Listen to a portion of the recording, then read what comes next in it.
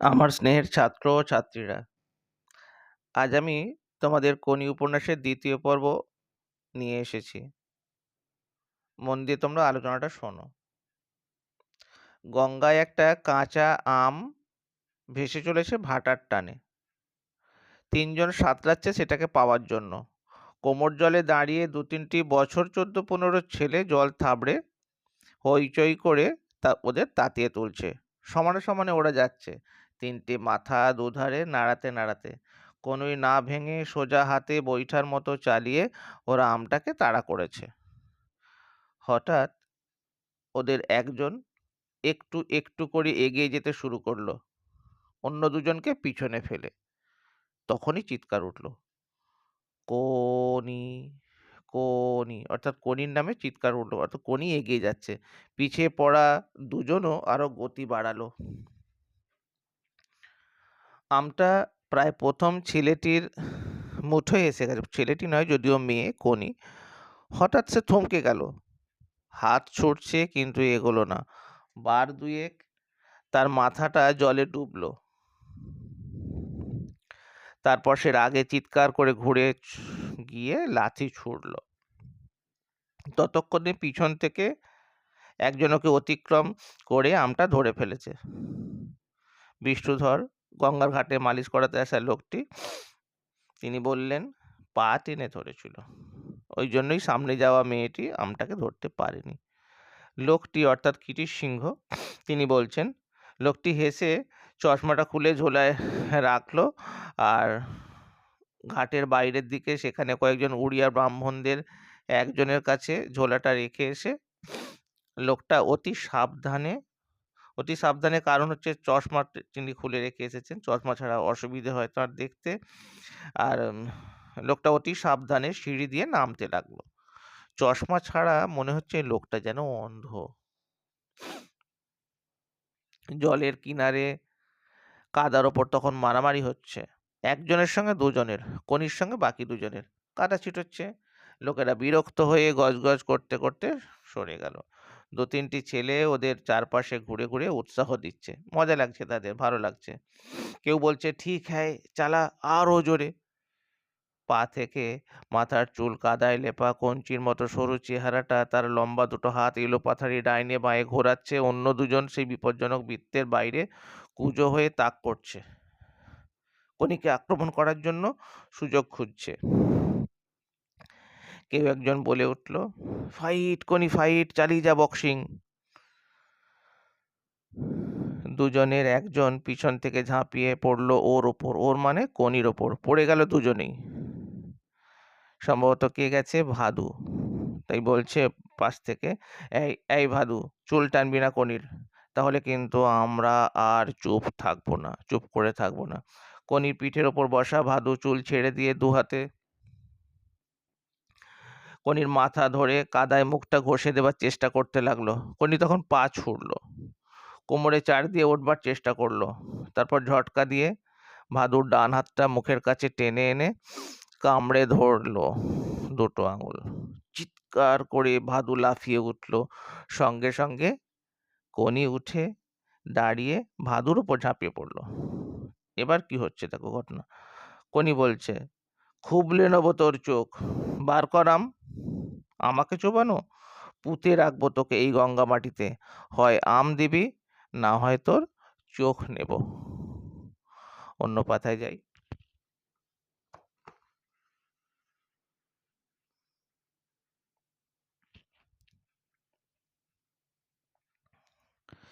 দুহাতের 10টা আঙুল ঈগলের নখের মতো বেঁকিয়ে চিত হয়ে পড়া ভাদুর চোখের সামনে কোনি এগিয়ে আনতেই ছেলে দুটি ওকে ঠেলে সরিয়ে আনলো।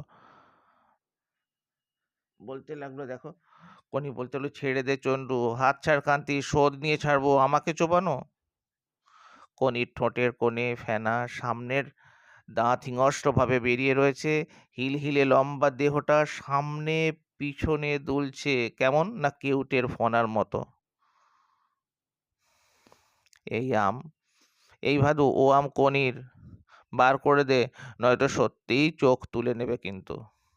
ভাদু কি করলো, ভাদু ডান হাতটা চোখের সামনে এনে ধরেছিল, চোখের সামনে ধরেছিল, আর শিউরে উঠে রক্ত বেরোচ্ছে, দাঁত বসিয়ে গর্ত করে দিয়েছে।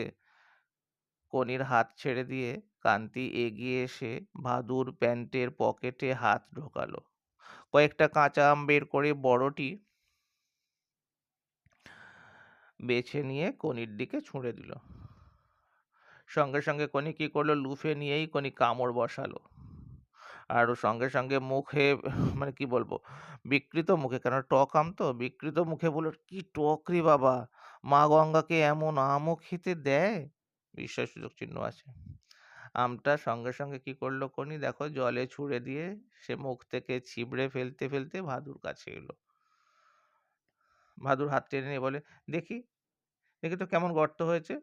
খপ করে ভাদুর হাতটা ধরে সে ভ্রু কুঁচকে আঙুলটা তুলে দেখলো এবং বলল, ভাগ, কিচ্ছু হয়নি, নাম নাম, জলে নাম, যেমন কাজ করেছিস তেমনি ফল পেয়েছিস, আমাকে রাগালে কি হয় এবার বুঝলি তো?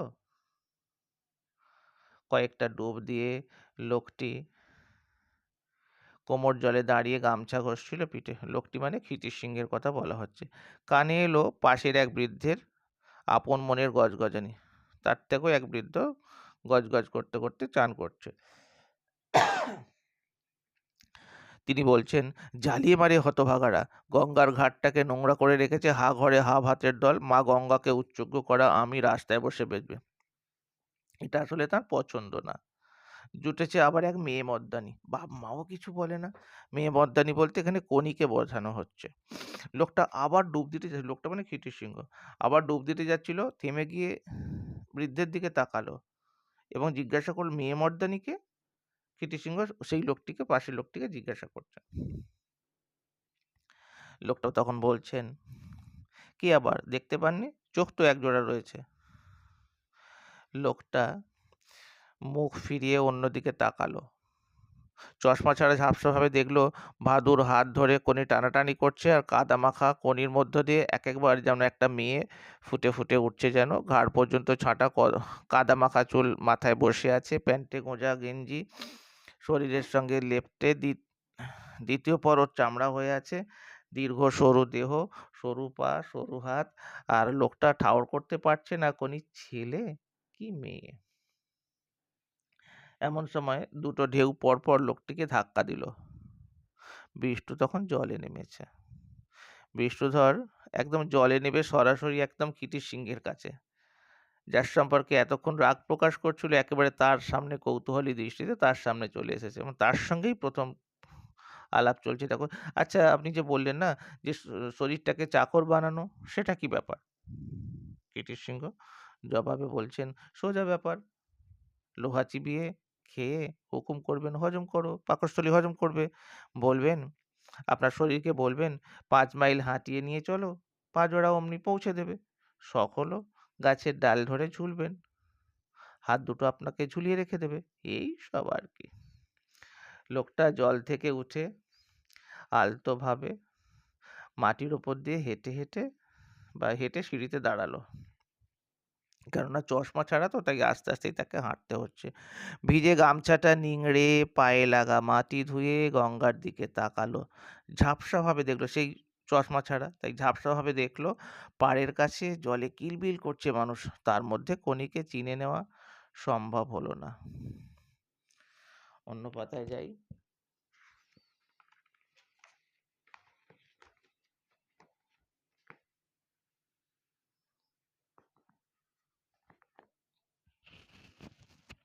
এরই মাঝে তোমাদের জানিয়ে রাখি, কে কোথা থেকে দেখছো অবশ্যই তোমরা কমেন্টে জানিও, আর কোন পাঠ্যাংশের ভিডিও তোমাদের এর পরবর্তীতে লাগবে আমাকে একটু জানিও। কোন ধরনের ভিডিও তোমরা পেতে চাও বা নোটস পেতে চাও জানিও, সেই নিয়ে আমি তোমাদের পরবর্তী কোনো ভিডিওতে নিয়ে আসার চেষ্টা করব। লুঙ্গি ও পাঞ্জাবি পরে, দেখো, লুঙ্গি ও পাঞ্জাবি পরে ঝোলা কাঁধে চশমা মুছতে মুছতে লোকটি একবার সিঁড়ির মাথায় এসে দাঁড়ালো, চশমা চোখে দিয়ে পাড়ের ডাইনে বাঁয়ে তাকালো। হঠাৎ নজরে এলো গঙ্গার বুকে 4টি কালো ফুটকি, তারা সিকিগঙ্গা পার হয়ে এগিয়ে যাচ্ছে, আর লোকটা আপন মনে একবার বলল, কোনি, কোনি। সম্ভবত কনির নামটা তার ভালো লেগেছে, পছন্দ হয়েছে, তাই কনির নামটাই সে নিচ্ছে। কিছুক্ষণ তাকিয়ে থেকে ভিজে গামছাটি পাগড়ির মতো জড়িয়ে লোকটা বাড়ির দিকে রওনা হলো। আর মিনিট 15 পর সরু গলির মধ্যে একতলা টালির চালের একটা বাড়িতে সে ঢুকলো। আর সদর দরজার পরেই মাটির উঠোন, টিনের, কত বড় উঠোন সেটা বর্ণনা দেওয়া হচ্ছে, দেখো টিনের উঠোনে বড় জোরে একটা ভলিবল কোর্ট কাটা যায়। লঙ্কা, পেঁপে, জবা আর থেকে চাল কুমড়ো পর্যন্ত উঠানটা নানান গাছে দখল করে আছে। আর একদিকে বাড়ির বর্ণনা দেওয়া হচ্ছে, দেখো একদিকে টিনের চালের রান্নাঘর ও কলঘর, আর একদিকে দালান, তার পিছনে দুটো ঘর। আর বাড়িটা একতলা বাড়ি। একতলা বাড়িটি চারিদিকের উঁচু বাড়িগুলোর মধ্যে খুব শান্তভাবে যেন উবু হয়ে বসে আছে। উত্তর দিকে বাড়ির মালিক হলধর বর্ধন এই একতলা বাড়িটি কেনার জন্য বার দুয়েক প্রস্তাব করেছে, কিন্তু লোকটি সংসারে যার স্ত্রী এবং দুটি বিড়াল ছাড়া আর কেউ নেই, বিনীতভাবেই তা প্রত্যাখ্যান করে। বাড়ির কলে জল আসে সামান্যই। লোকটির স্ত্রীর নাম লীলাবতী। জল খরচ করাটা লীলাবতীর শখ, বিড়াল পোষার মতো। ফলে লোকটিকে স্নান করার জন্য প্রায়ই রাস্তার টিউবওয়েলটির সাহায্য নিতে হয়। আর সকাল থেকে টিউবওয়েলের মুখ দিয়ে জল বেরোচ্ছে না, তাই বহুকাল পর সে গঙ্গা স্নানে গিয়েছিল। লোকটি বাড়ির মধ্যে ঢুকে উঠোনে টাঙানো তারে ভিজে প্যান্টটা মেলছে, আর তখনই ঘর থেকে বেরিয়ে এলো ঢলঢলে প্যান্ট পরা, বেটে, হিষ্টপুষ্ট একজন। নাম তার ভেলো। ভেলো বলছে, খিদ্দা তোমার জন্য অনেকক্ষণ থেকে বসে আছি আর বাড়ি পাহারা দিচ্ছি। দোকান থেকে কে বৌদিকে ডাকতে এসেছিল? আসছি বলে সেই যে গেছে। কৃতিশ তখন বলেন, ভেলো চটপট একটু চা বানা দেখি। সঙ্গে সঙ্গে ভেলো জানায়, বৌদি যদি এসে পড়ে, অর্থাৎ বৌদিকে কিছুটা ভয় করে, বৌদি যদি এসে পড়ে। খিদ্দা অর্থাৎ কৃতিশ সিংহ কয়েক সেকেন্ড ভেবে বলল, তাহলে থাক, তুই বরং কি জন্য এসেছিস সেটাই বল।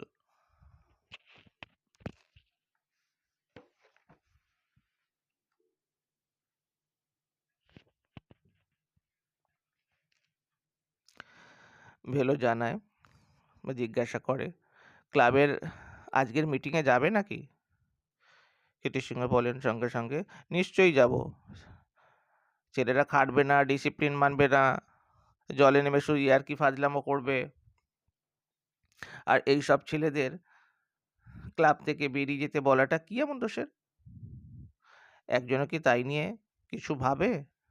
আর কৃতিশ সিংহে কি বলল, অমনি তাই নিয়ে কাউন্সিলের মিটিং ডাকা হলো?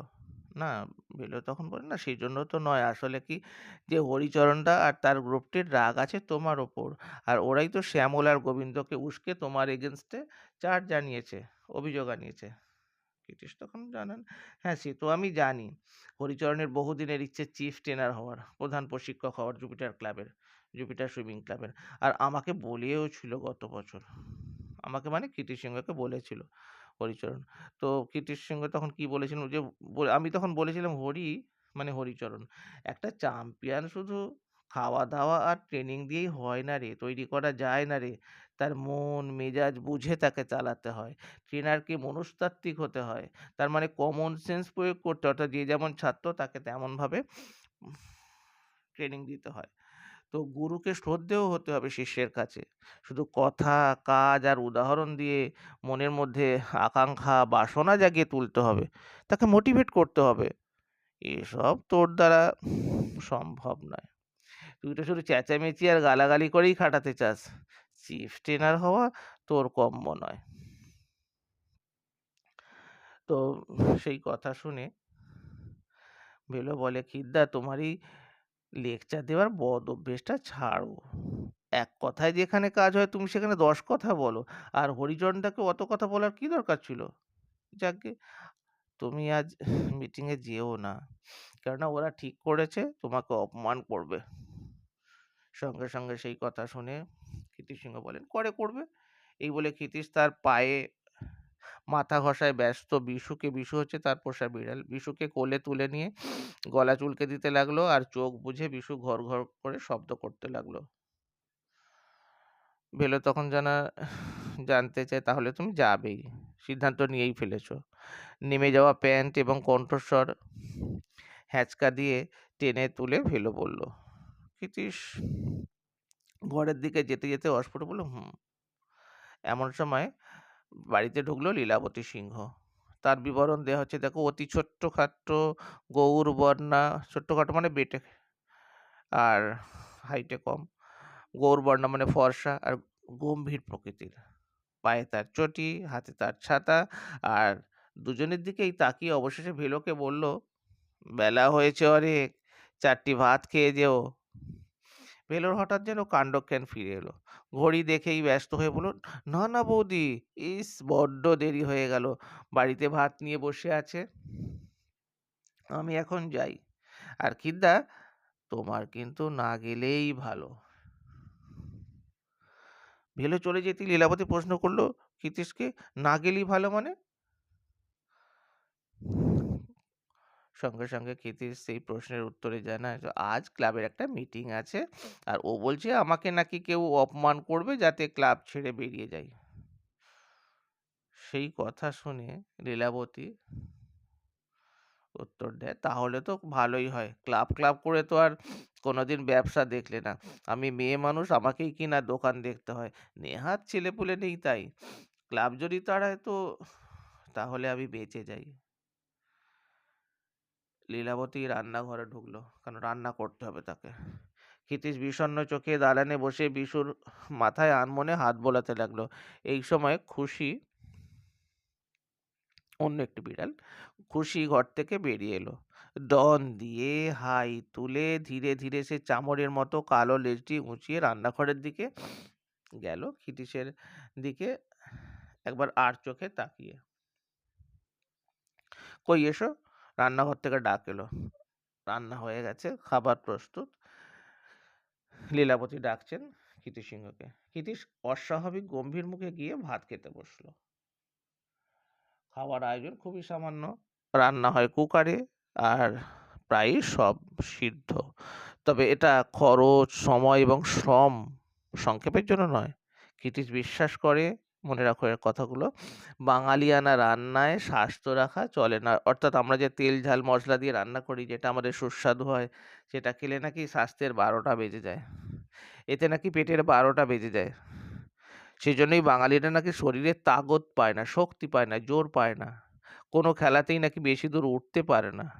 তবে কি না, খাদ্যপ্রাণ যথাসম্ভব অটুট থাকে সিদ্ধ করে খেলে, এবং সর্বাধিক প্রোটিন ও ভিটামিন পাওয়া যায় এমন খাদ্যই খাওয়া উচিত। সিদ্ধ করে খেলে তাতে নাকি বেশি প্রোটিনটা থাকে, এটা তিনি মনে করেন।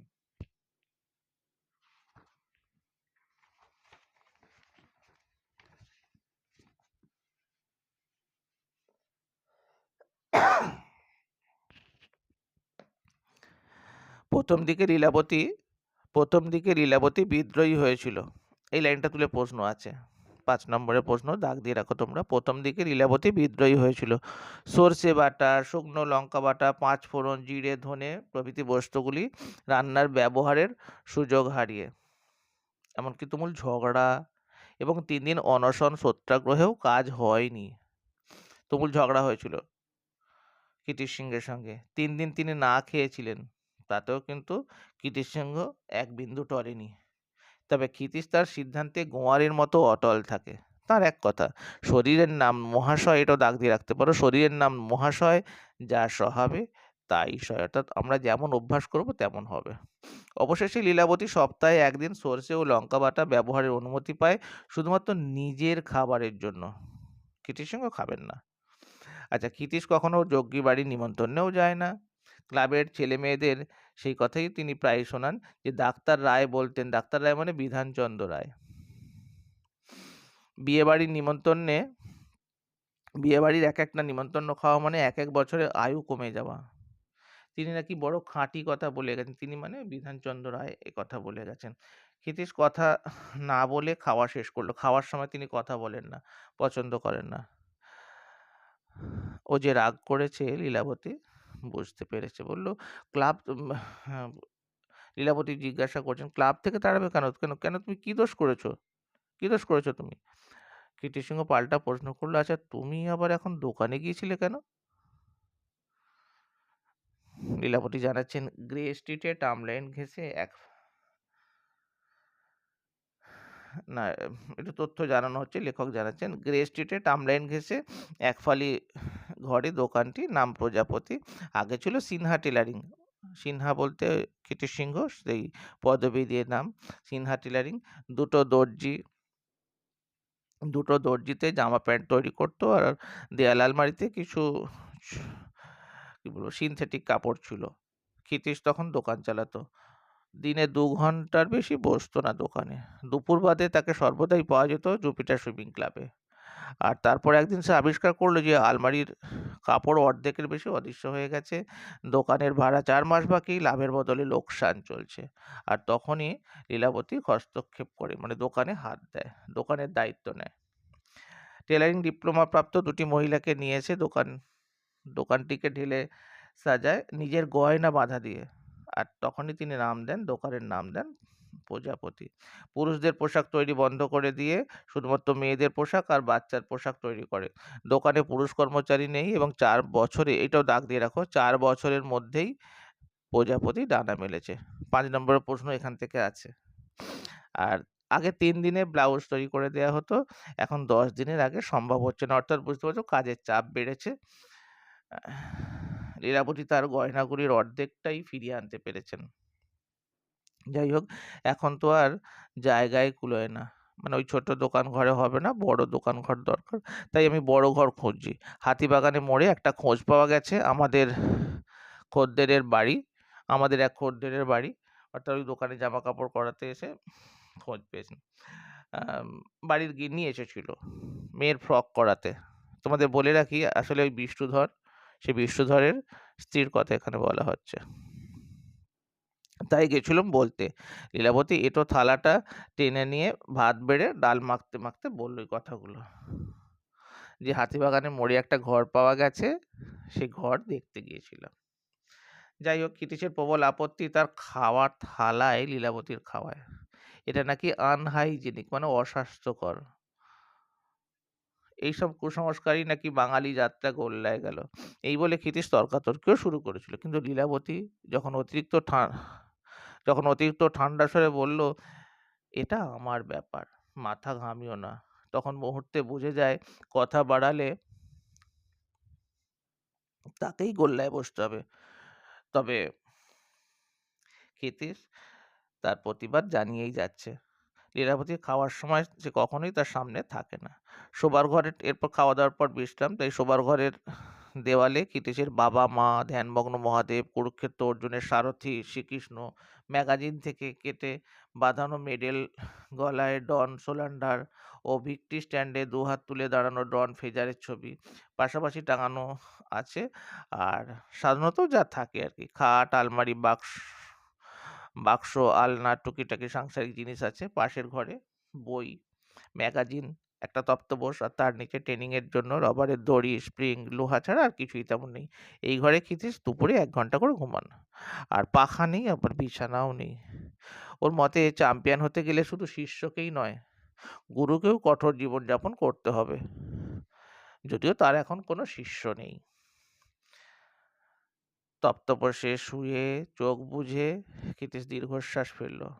কিন্তু শিষ্য কোথায়? এখনো পর্যন্ত তার কোনো শিষ্য নেই। ঘুম আসার ঠিক আগের মুহূর্তে ক্ষিতীশের আবঝা চেতনায় ফুটে উঠল লম্বা দুটো হাত বৈঠার মতো গঙ্গার জলে উঠছে আর পড়ছে। মিলিয়ে গিয়ে নতুন আরও একটি ছবি সে দেখল। ফনাতলা কেউটের মতো হিলহিলে কাদায় লেপা সরু একটা দেহ, লম্বা লম্বা হাত এলোপাথারি ডাইনে বাঁয়ে ঘোরাচ্ছে। Fight কনি fight. ঘুমিয়ে পড়ার আগে ক্ষিতীশ অকারণেই অস্ফুটে বলল কোনি। সম্ভবত নামটা তার ভালো লেগেছে। এই পর্যন্তই। ভিডিওটা শেষ পর্যন্ত দেখার জন্য তোমাদের অসংখ্য ধন্যবাদ। ভালো লাগলে শেয়ার করো।